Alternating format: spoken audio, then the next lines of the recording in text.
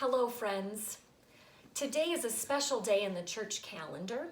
It's a Thursday, but why not have a Sunday school lesson to talk about what happens or what we remember tonight? When we were last together, Jesus was entering Jerusalem on a donkey, and the crowds were welcoming him like a king as they laid down their palm branches and their coats before him, and they shouted, "Hosanna," which means save us. Jesus' teachings and miracles over the last few years were gaining him a lot of attention. Many loved Jesus because he was giving them hope for a better world, and they wanted Jesus to be king of that world. For some, he was a threat to their power, a troublemaker who needed to be stopped. Let's pick up that story. A story about God's love come to us in the person of Jesus.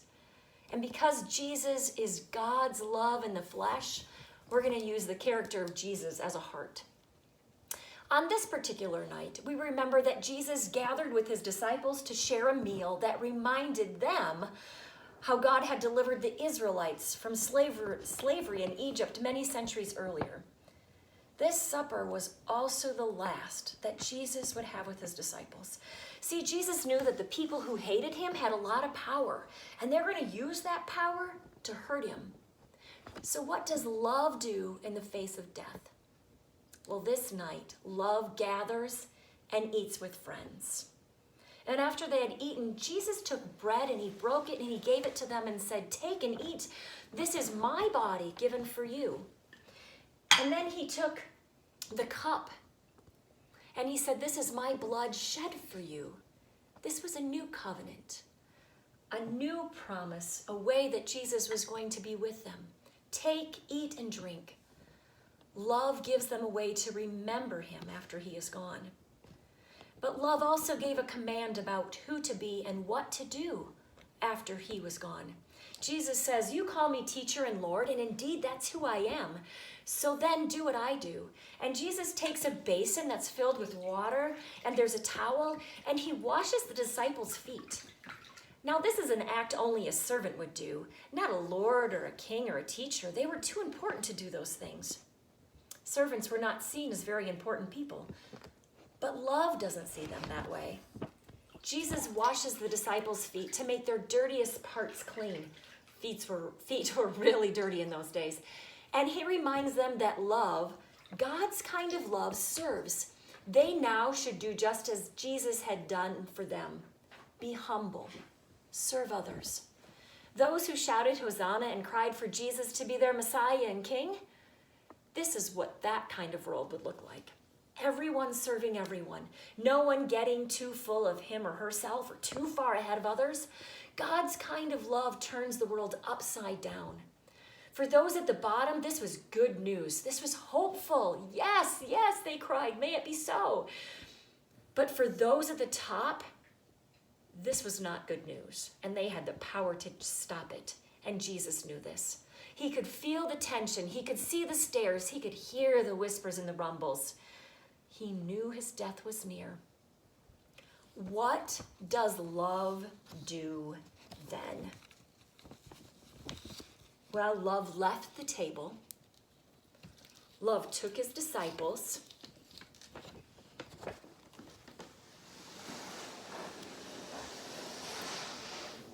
And they went to a garden. Jesus takes his disciples to the garden so that he can pray.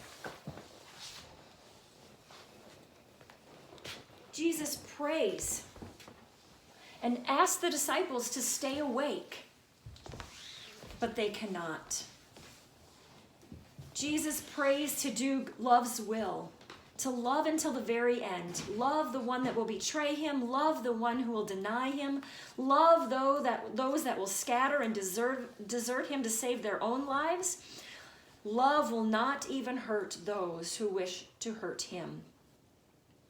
Jesus prays to do love's will, even though it will be very, very hard and very, very painful.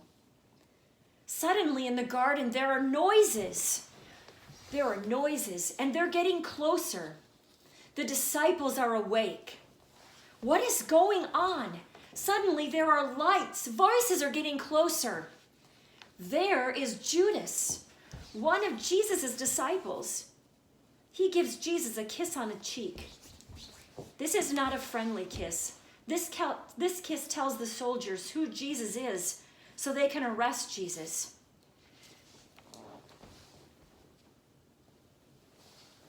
Jesus is then taken away to face those who hate him. What does love do now? We're going to continue this story of love tomorrow. But I'd like to challenge you to think about a meal or a snack that you've shared with a person or people that you love. Maybe you want to prepare that snack or that meal, even if you can't be with those people. Think about the food before you and think about the friends that gathered with you or the family. What do you love most about those times? Give thanks for that food and remember. And now over the next 3 days, we are going to sing a song about goodness and love and light and life. This is the promise God gives us.